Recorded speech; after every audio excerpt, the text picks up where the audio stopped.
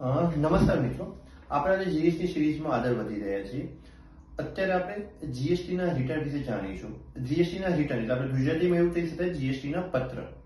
આપણે જીએસટીમાં એકવાર GST number લીધો, મતલબ once you register in GST, એકવાર જીએસટી નંબર આવી ગયો પછી જીએસટીના રિટર્ન તમારે ફાઇલ કરવા પડે છે.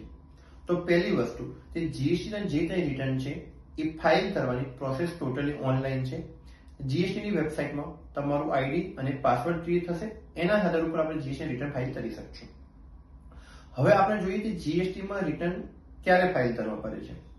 તો જીએસટીમાં બે નિયમ છે. તમે મંથલી એટલે કે દર મહિને રિટર્ન ફાઇલ કરી શકો અથવા 3 મહિને રિટર્ન ફાઇલ કરી શકો છો.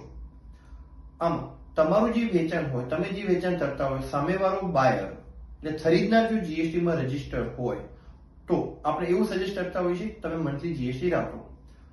અને નિયમ પ્રમાણે જોવા જઈએ તો તમારું આખા વર્ષનું ટર્નઓવર 1.5 કરોડથી વધારે થતું હોય તો તમારે કમ્પલસરી મંથલી જીએસટીમાં રહેવું પડે છે, નહીતર તમે 3 મહિને રિટર્ન ફાઇલ કરી શકો છો. હવે આપણે જીએસટીના પ્રકાર જોઈએ, જીએસટી રિટર્નના પ્રકાર જોઈએ. જીએસટીઆર 1 દર મહિને જીએસટીઆર 1 ફાઇલ કરવાનું હોય છે.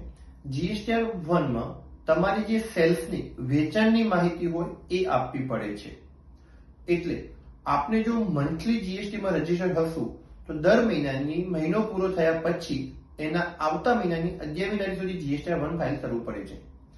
આપણે ઉદાહરણ તરીકે જોઈએ તો માર્ચ મહિનો પૂરો થઈ જાય તો એના પછી માર્ચ પૂરો થયા પછી 11 એપ્રિલ સુધી જીએસટીઆર 1 ફાઇલ કરવું પડે છે. બીજું રિટર્ન વાત કરીએ તો જીએસટીઆર 3B. જીએસટીઆર 3B માં તમારે સેલ્સ અને પરચેઝનો જે ડિફરન્સ હોય એ બતાવવો પડે છે. એટલે કે તમારું total sales less total purchase અને એના ઉપર જે જીએસટી લાયબિલિટી આવતી હોય એ શો કરવું પડે છે. આપણે જો મંથલી જીએસટીમાં હોઈએ તો દર મહિને મહિનો પૂરો થાય એના પછી 20 તારીખ સુધી જીએસટીઆર 3B ફાઇલ કરવું પડે છે. એવી જ રીતે આપણે 3 મહિનાવાળામાં હોઈએ તે ટોટલી જીએસટી રિટર્ન ફાઇલ કરીએ છીએ તો એમાં જીએસટીઆર 1 ની તારીખ 13 તારીખ છે અને જીએસટીઆર 3B ની તારીખ 22 તારીખ છે.